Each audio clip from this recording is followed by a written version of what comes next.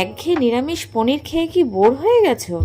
তাহলে চলো ঝটপট আমার এই দই পনিরটা একবার ট্রাই করে দেখো। আশা করি তোমাদের ভীষণ ভালো লাগবে।